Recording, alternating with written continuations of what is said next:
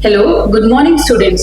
आज हम लोग एक बहुत ही इम्पोर्टेंट कॉन्सेप्ट और इम्पोर्टेंट डेवलपमेंट जो हमारे देश दुनिया में हो रही है उसके बारे में हम बात और डिस्कशन करेंगे। Today we will do a detailed analysis about what is happening with respect to MSP. India में एमएसपी क्या है, क्यों है, कैसे डिटरमिन होता है, वो चीज हम देखेंगे। गवर्नमेंट्स की डिमांड क्या है, मतलब दिक्कतें क्या है, फार्मर्स की डिमांड क्या है, तो उन पे हम एक एनालिसिस करेंगे। इसमें आपको सारी चीजें क्लियर हो जाएंगी। तो सबसे पहले हम शुरुआत करेंगे कि एमएसपी होता क्या है। MSP what it is, minimum support price. This is the guaranteed amount paid to farmers when the government buys their produce. अब एमएसपी में क्या होता है कि मान लीजिए मार्केट रेट कुछ भी चल रहा है, डिस्ट्रेस सेल होती है, मार्केट प्राइस व्हीट और राइस की बहुत लो हो जाती है, तो गवर्नमेंट क्या करती है अपने फार्मर्स को सपोर्ट करने के लिए, ताकि वो बहुत लो प्राइसेस में प्रोड्यूस को ना सेल करे, उनसे वो प्रोक्योर करती है। तो वो मिनिमम गारंटी देती है। This is the guaranteed amount paid to the farmers. Government क्या है, फार्मर्स से ये खरीदती है। तो ये मिनिमम एक तरीके से हम देखते हैं कि फार्मर्स कितने बुरी हालत में हमारे इंडिया में रहते हैं। धीरे धीरे डेवलपमेंट हो रही है बट ये लोअर स्ट्रेटा तक नहीं पहुंच रही है। तो फार्मर जैसे हम जानते हैं कि अराउंड 50% 60% ऑफ आवर इकोनॉमी किस पे डिपेंडेंट रहती है, अपनी वर्क पॉपुलेशन किस पे डिपेंडेंट रहती है, एग्रीकल्चर पे डिपेंडेंट रहती है। तो गवर्नमेंट एग्रीकल्चरिस्ट को, फार्मर्स और लेबर्स को हेल्प करने के लिए ये एक मिनिमम सपोर्ट देती है। अब इसको हम डिटरमिन कैसे करते हैं, गवर्नमेंट कैसे कहती है कि ये व्हीट एक क्विंटल जो है इसको हम 1200 या 2000 पर क्विंटल देंगे। तो इसको डिटरमिन करने के लिए it is recommend bye commission for agriculture cost and prices, CACP. CACP जो है वो रिकमेंड करता है कि ये प्राइसेस हर क्रॉप्स के लिए होने चाहिए। तो हर सीजन, जैसे हम जानते हैं हमारे एग्रीकल्चर में 2 साइकिल चलती है, राबी क्रॉप एंड खरीफ क्रॉप्स। तो उनके सीजन क्रॉप बिगिनिंग से पहले ही ये crops price of the crops announce कर दी जाती है। और ये जो सीएसीपी है ये किसके अंदर आता है, ministry of agriculture and farmers welfare. अब ये तो रिकमेंड करके गवर्नमेंट तक भेज देती है। फाइनल जो डिसीजन कौन लेता है इस चीज पे कि एमएसपी क्या होगी, अनाउंस कौन करते हैं, इस सीएसी को, cabinet committee of economic affairs, इनको जिसको चेयर करते हैं हमारे प्राइम मिनिस्टर, वो एक फाइनल डिसीजन लेते हैं, वो अप्रूव करते हैं कि क्या रहने वाला है हमारा एमएसपी पे। ठीक है, एमएसपी दिया क्यों गया था, ताकि हम डिफरेंट क्रॉप्स को ग्रो करें, डिफरेंट क्रॉप्स को बूस्ट की। जरूरी नहीं कि सिर्फ एक ही फार्मर्स के जिसमें प्रॉफिट होगा सिर्फ वही क्रॉप ग्रो करे। एमएसपी हमारे यहाँ कितने क्रॉप्स से इंट्रोड्यूस होती है, टोटल हमारे 22 मैंडेटेड क्रॉप्स हैं। एमएसपी इससे था कि फार्मर्स हमारे लार्जर पर्सपेक्टिव पे वो क्रॉप्स को ग्रो करें, अगर वो मार्केट में नहीं सेल कर पाते तो गवर्नमेंट उनसे प्रोक्योर करेगी। तो हम देखते हैं कि इसमें क्रॉप्स क्या क्या होते हैं, 22 मैंडेटेड क्रॉप्स उनको लिए जाते हैं। और शुगर केन के लिए हमारा एक अलग स्पेशल एक्ट है, फेयर एंड रेम्यूनरेटिव प्राइस। तो प्लस शुगर केन को अलग चीज होता है। इसमें क्या है, हमारे खरीफ क्रॉप्स हैं, 6 राबी क्रॉप्स हैं और 2 अदर कमर्शियल क्रॉप्स हैं। इसमें आप देख सकते हो जैसे कि 7 सीरियल्स हैं, पल्सेस हैं, ऑयल सीड्स हैं। अब इसी को हम डिटेल में देखते हैं क्या है, पैडी, व्हीट, बार्ली, ज्वार, बाजरा, इन सब पे क्या है गवर्नमेंट अनाउंस करती है कि ये मिनिमम सपोर्ट प्राइस रहने वाला है। साथ ही साथ पल्सेस में अरहर, तूर, मूंग, उड़द, लेंटिल रहता है। ठीक है, और ऑयल सीड्स में groundnut, rapeseed, mustard, soybean, sunflower and Niger seeds. और उसके अलावा रॉ कॉटन, रॉ जूता, कॉपरा सीड पे भी अनाउंस किया जाता है। तो ये हमारे जो क्रॉप्स हैं इस पे डिटरमिन होते हैं। अब हम देखेंगे कि फैक्टर्स क्या है, जब गवर्नमेंट अनाउंस करती है तो वो क्या क्या चीजें दिमाग में रखती है, what factors the government considers while deciding और while announcing the MSP. What it consist, cost of cultivation क्या हो रहा है, डिमांड सप्लाई सिचुएशन क्या है क्रॉप की, मार्केट प्राइस ट्रेंड्स क्या चल रहे हैं, inter crop transparency, implication for consumers. अगर कोई एमएसपी अनाउंस होती है तो उससे लार्ज क्या है, कंज्यूमर्स पे क्या इम्पैक्ट पड़ता है, वो चीज वो भी देखती है। फिर एनवायरमेंट, सॉइल एंड वाटर, उस चीज को भी इम्पैक्ट करते हैं। ठीक है, और ट्रेड लिंक जो एग्रीकल्चर, नॉन एग्रीकल्चर सेक्टर्स में फार्म इनपुट्स और आउटपुट्स, ये सारे फैक्टर्स जब गवर्नमेंट कंसीडर करती है उसके बाद सीएसीपी के द्वारा वो रिकमेंडेशन देता है हमारे गवर्नमेंट जो उसको अनाउंस करती है। तो आइए हम देखते हैं कि कैसे ये प्रोडक्शन कॉस्ट, जो हमारा कॉस्ट ऑफ प्रोडक्शन है, गवर्नमेंट डिटरमिन कैसे करती है। एमएसपी निर्धारित करने के लिए क्या है, पहले हमें ये पता होना चाहिए कि what is the actual cost of that production of a wheat, paddy और pulses, what is being produced. तो उसके लिए प्रोडक्शन कॉस्ट के मेथड बताए गए हैं कि कैसे हम किसी एक क्रॉप का कॉस्ट निकालेंगे। उसमें सबसे पहले क्या है, 3 तरीके के कॉस्ट होते हैं for the production of every crop. सबसे पहले हम देखते हैं A2 मेथड। ठीक है, इसमें it covers all the paid out cost directly incurred by the farmers. All paid out cost मतलब कि जो कॉस्ट एक फार्मर इनकर करता है इन कैश और फाइंड, ठीक है, जैसे कि आप सीड्स, फर्टिलाइजर्स, पेस्टिसाइड्स या लेबर हायर करता है, इन लीज्ड लैंड, फ्यूल, इरिगेशन, जो एक्चुअल हम कॉस्ट बियर करता है फार्मर, जैसे पैसे देके उसने फ्यूल खरीदा, इरिगेशन का कॉस्ट आया, ठीक है, लेबर या उस पे एक्स्ट्रा हमें सीड्स आ रहे हैं और इरिगेशन करें, तो जो कॉस्ट आता है, बेसिक कॉस्ट जो आते हैं, वो पेड आउट कॉस्ट में कंसीडर किया जाता है। और इस कॉस्ट में क्या एक वाइडर टर्म क्या दे रहे हैं, A2 कॉस्ट कहते हैं। फिर नेक्स्ट जो होता है A2 प्लस एक्चुअल मेथड होता है। इसमें क्या होता है, plus imputed value of unpaired family labour. अब यहाँ तो हमने सिर्फ जो पेड आउट कॉस्ट हम बाहर पे कर रहे हैं उसको कंसीडर किया था। यहाँ पे जो फैमिली एम्प्लॉयर है, जैसे हमारी खेती है, तो उसमें हम भी तो इन्वॉल्व हैं, हम भी तो अपना दिन लगा रहे हैं उसमें, तो वो जो अनपेड फैमिली लेबर है उसको भी ऐड कर दिया जाता है इस A2 प्लस FA में। जैसे मान लीजिए फैमिली में 4 मेंबर्स हैं, चारों उस एग्रीकल्चर फील्ड में 1 एकड़ लैंड में काम कर रहे हैं, तो उसके ऊपर भी वो कॉस्ट उसको ऐड करने को बोला गया है। और दूसरा C2, it is a more comprehensive cost that the factors in rentals and interest own for own land and fixed capital assets, ठीक है। अब इसमें हम क्या देखते हैं, अब मान लीजिए हमारे पास जो भी लैंड है, लैंड ऑफ 1 एकड़ का लैंड है, अगर हम उसको एग्रीकल्चर पे ना यूज करके किसी और को दे देते तो हमें वहां से रेंट जनरेट होता उस लैंड से, तो उस कॉस्ट को भी इंक्लूड करने की बात की जाती है C2 में। साथ ही साथ अगर हमारे पास जो कैपिटल हम लगा रहे हैं, पैसा हम इन्वेस्ट कर रहे हैं, उसको हम कहीं और इन्वेस्ट करते हैं, एग्रीकल्चर में ना इन्वेस्ट करके किसी और प्रोडक्शन, किसी और एक्टिविटी में, इंडस्ट्री में इन्वेस्ट करते, तो हमारा क्या आता, वो एक हमें वहां से रेट ऑफ इंटरेस्ट मिलता।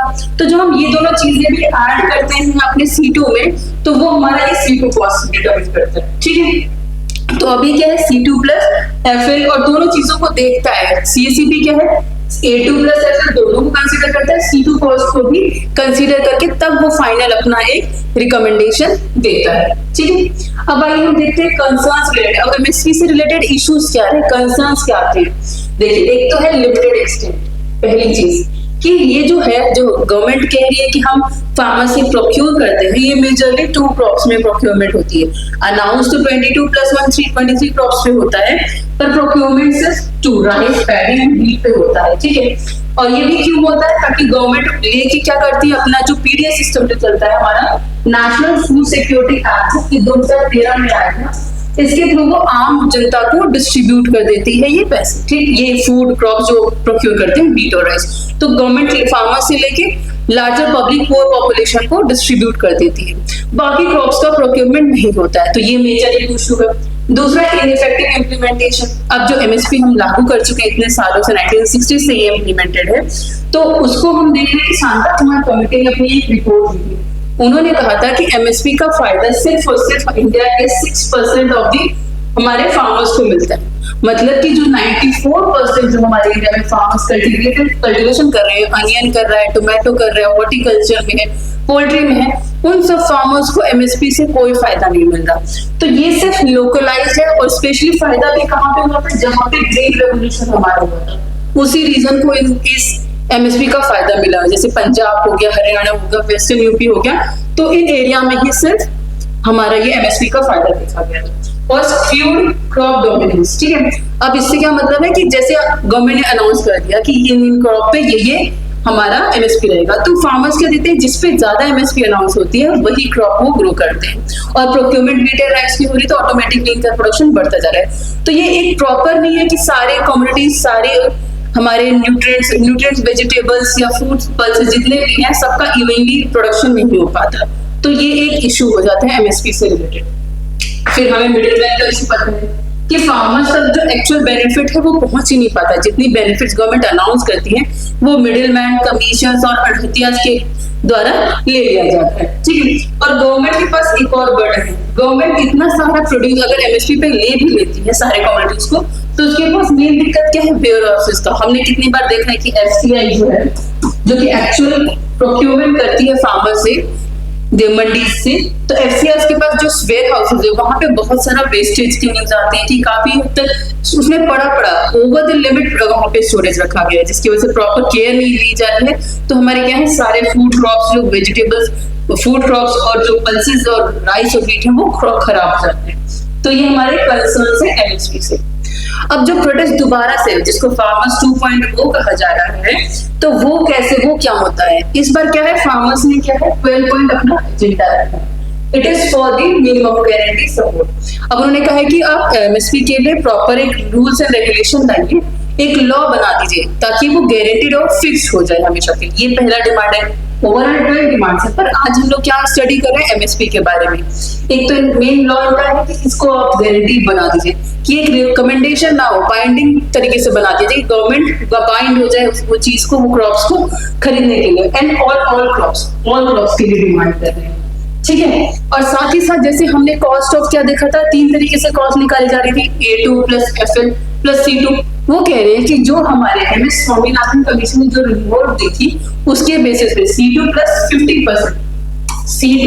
50% पे हमारा MSP डिटरमाइन होना चाहिए।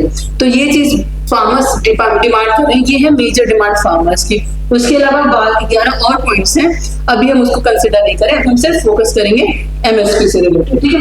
तो ये मेजर डिमांड्स इनके हैं फार्मर्स की। अब क्या है, अगर हम लीगलाइज कर देते हैं, फार्मर्स कह रहे हैं आप लीगलाइज कर दो इसको, तो इससे दिक्कतें, बहुत सारी दिक्कतें होंगी। लीगलाइजेशन पॉसिबल नहीं हो सकता इंडिया में, क्योंकि बहुत सारे फैक्टर्स है। इंडिया बहुत डाइवर्स कंट्री है, डाइवर्स टाइप के फार्मर्स है। कोई हॉर्टिकल्चर कर रहा है, कोई पोल्ट्री कर रहा है, कोई सिर्फ काउस बफेलो या गोट्स के थ्रू सर्वाइव कर रहे हैं, या सिर्फ कोई सिर्फ अनियन प्रोड्यूस कर रहा है, सिर्फ टोमेटो कर रहा है। तो आप एमएसपी लगाओगे इन क्रॉप्स, सिर्फ क्रॉप्स पे, तो वो बाकी फार्मर्स के लिए बेनिफिशियल नहीं होगा। साथ ही साथ एक क्या है, फोर्स प्रोक्यूरमेंट। अब ये क्या, गवर्नमेंट पे एक बहुत फोर्सफुल फाइनेंशियल बर्डन तो होगा ही, फाइनेंशियल बर्डन तो इट्स ऑब्वियस, करोड़ में फाइनेंशियल बर्डन आएगा गवर्नमेंट के ऊपर। साथ ही साथ गवर्नमेंट को फोर्सफुली इसको प्रोक्योर करना पड़ेगा और गवर्नमेंट उसको यूटिलाइज नहीं कर पाएगी। वीट और राइस में क्या है, तो गवर्नमेंट उसको पीडीएस के थ्रू, नेशनल फूड सिक्योरिटी के थ्रू आगे डिस्ट्रीब्यूट करती है, वो यूज हो जाता है प्रोड्यूस, बट बाकी प्रोड्यूस को वो नहीं कर पाती।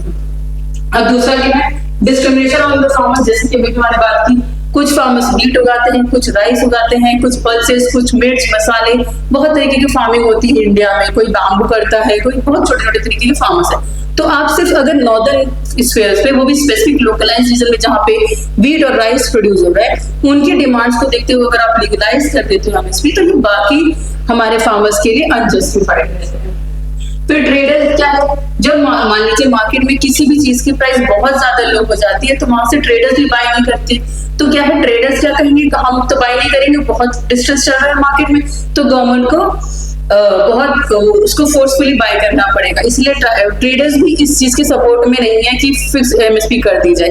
इसको इकोनॉमिक के पर्सपेक्टिव से हम देखें तो इसको free flow of the market के हिसाब से रखना चाहिए। जैसे बाकी कमोडिटीज है, जैसे प्राइस डिटरमाइन करता है, सप्लाई डिमांड होता है, उस हिसाब से डिटरमिन होता है, उसी हिसाब से हम प्राइस क्रॉप्स की कमोडिटीज को भी हमें वैसे ही रखना चाहिए। आगे हम देखते हैं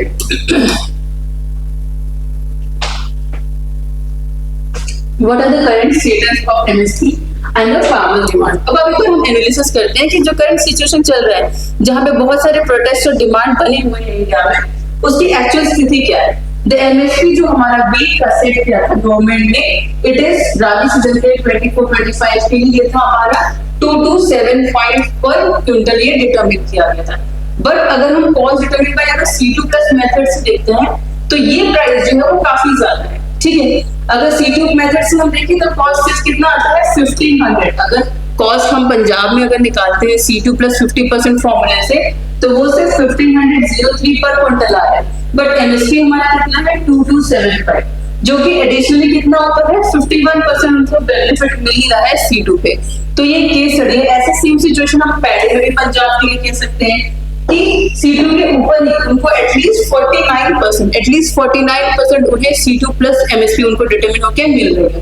ये जैसे एक एग्जांपल था कि अभी भी एमएसपी और बाकी क्रॉप्स में बहुत डिफरेंस है। पंजाब में भी अलग सिचुएशन है और वहां पे भी फार्मर्स को काफी हद तक अच्छी एमएसपी मिल रही है, ठीक है। अब इसके अलावा जब हमें पता है कि ये डिस्टॉर्ट करेगा मार्केट को, ये मार्केट इकोनॉमिक के फेवरेबल में नहीं है, तो हम और अल्टरनेटिव फार्मर्स को क्या दे सकते हैं। फार्मर्स क्या कहते हैं, गवर्नमेंट एक्सपर्ट्स क्या कहते हैं कि आप एमएसपी को गारंटी ना करके जो हमारा डायरेक्टली फार्मर्स को डायरेक्ट बेनिफिट ट्रांसफर करते हैं, वो एक ऑप्शन हो सकता है। जैसे पीएम किसान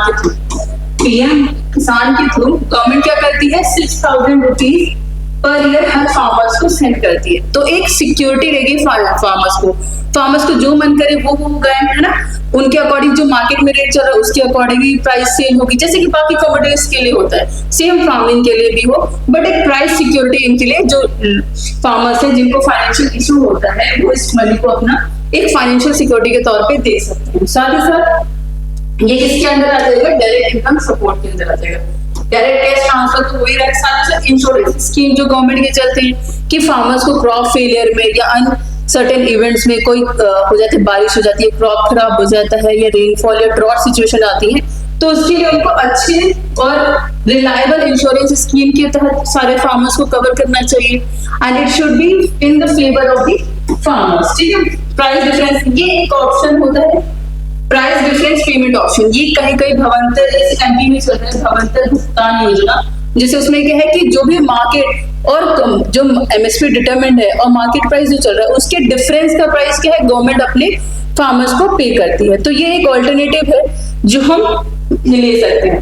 तो हम ये नहीं कह सकते कि इंडिया जैसे सिचुएशन में जो पूरी इकोनॉमी पे डिपेंड है हमारी किस पे, एग्रीकल्चर पे, तो उस पे एमएसपी को फुली तरीके से लीगलाइज करना ना इकोनॉमिकल पर्सपेक्टिव से, एनवायरमेंट पर्सपेक्टिव से भी हम देख सकते हैं कि मान लीजिए एक क्रॉप बहुत ज्यादा ग्रो हो रहा है, वीट हो रहा है, जैसे हमने क्या देखा पंजाब हरियाणा में क्या है, एनवायरमेंटल सिचुएशन खराब हो गई, वहां की सॉइल खराब हो गई क्योंकि बहुत ज्यादा वीट फर्टिलाइजर और सेम टाइप ऑफ क्रॉप उगाने की वजह से वहां पे एनवायरमेंटल डिग्रेडेशन हो गया, सॉइल पॉल्यूशन बहुत ज्यादा हो गया, सॉइल एल्कलाइन हो गई है। तो ये चीज इन्वायरमेंटल इम्प्लीकेशन भी हमारी कंट्री पे हो सकता है। जितने डाइवर्सिफाइड क्रॉप्स होंगे, जितने ज्यादा तरह तरह के क्रॉप्स हमारी कंट्री में उगाए जाएंगे और सारे फार्मर्स को इक्वल बेनिफिट मिलना चाहिए, ये चीज होना चाहिए। और ये एमएसपी लीगलाइज करना है नहीं करना, ये प्रॉपर अंडरस्टैंडिंग सारी सिचुएशन को स्टडी करने के बाद ही होना चाहिए। अभी इसके ऊपर हम कमीशन गवर्नमेंट ने कह रही है कि डिस्कशन वगैरह चल रही है, गवर्नमेंट अपनी कमिटीज बैठाएंगी। पहले भी एक कमेटी बनाई गई थी after the farm protest, but वो कोई फुलफिल नहीं कर पाई डिमांड, तो फिर गवर्नमेंट क्या इस सिचुएशन को स्टडी कर रही है। तो आई होप आपको ये एमएसपी का कॉन्सेप्ट समझ में आ गया होगा कि एमएसपी क्या है, कैसे कॉस्ट डिटरमिन होती है। तो thank you and have a good day. Hopefully आपको सारा कॉन्सेप्ट क्लियर हो गया होगा। Thank you.